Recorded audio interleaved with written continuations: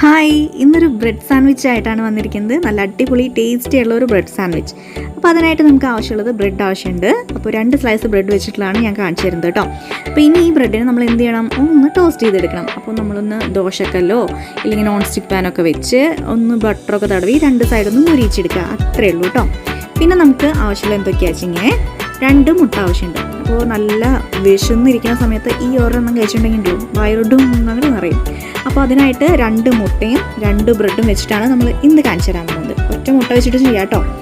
ഇനിയിപ്പോൾ ബാക്കിയുള്ള ഐറ്റംസ് നോക്കാം. ബാക്കി കുറേയൊന്നും ഇല്ല കേട്ടോ. നമുക്കൊരു അരമുറി സവോളയും 5-6 അല്ലി വെളുത്തുള്ളി, 1 ടീസ്പൂണോളം കുരുമുളക് പൊടി, 1 ടീസ്പൂണോളം ബട്ടർ ആവശ്യമുണ്ട്. ബട്ടറിൻ്റെ അളവ് കൂട്ടുക കുറയ്ക്കുകയൊക്കെ ചെയ്തോളൂ കേട്ടോ.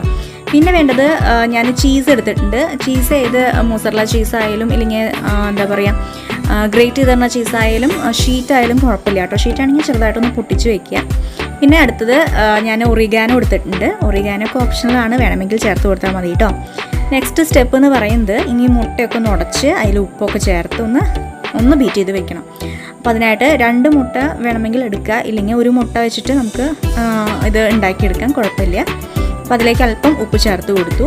ഇനി കുറച്ച് പാല്, അധികമൊന്നുമില്ല, 1 ടേബിൾ സ്പൂണോളം പാല് ചേർത്ത് കൊടുക്കുന്നുണ്ട്.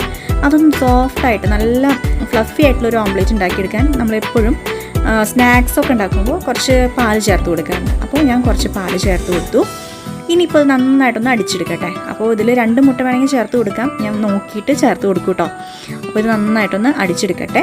2 വലിയ ബ്രെഡ് ആയതുകൊണ്ട് 1 മുട്ട മതിയാവില്ല, അപ്പോൾ 1 മുട്ടയും കൂടി ചേർത്ത് കൊടുക്കുന്നുണ്ട്. അപ്പോൾ ഇത് എപ്പോഴും കഴിക്കേണ്ട, ഇടയ്ക്കൊക്കെ നോമ്പ് തുറയ്ക്കൊക്കെ നല്ലതാണ്, വിശപ്പ് മാറാൻ അടിപൊളി കേട്ടോ.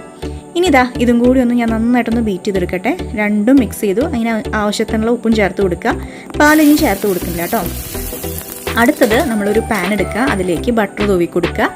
ഇനി നമ്മൾ കുനുകുന കട്ട് ചെയ്ത് വെച്ചിട്ടുള്ള ഐറ്റംസ് എന്തൊക്കെയാണ്, സവോളയും അതുപോലെ തന്നെ വെളുത്തുള്ളിയും അതും ചേർത്ത് കൊടുത്തിട്ട് ഒന്ന് വഴറ്റിയെടുക്കുക. നന്നായി മുരിക്കരുത് കേട്ടോ, ഒന്ന് വാട്ടി മാത്രം എടുത്താൽ മതി.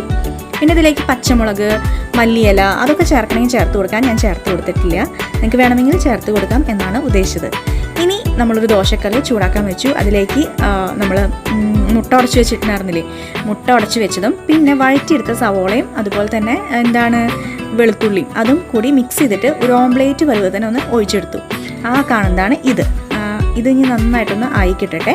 അപ്പോൾ ഇതിൻ്റെ ഉള്ളിലേക്ക് നമ്മൾ ഫില്ലിങ് എന്ന് പറയുന്നത്, ഫില്ലിംഗ് അല്ല, ഇതിൻ്റെ മസാല എന്ന് പറയുന്നത് ഈ ഒറിഗാനോയുടെ ഫ്ലേവറും അതുപോലെ തന്നെ ചില്ലി ഫ്ലേക്സിൻ്റെ ഫ്ലേവറും കൂടിയും അതിലേക്ക് കിട്ടുമ്പോഴാണ് നല്ലൊരു പിസയുടെ ഒക്കെ ഒരു ടേസ്റ്റ് വരും കേട്ടോ.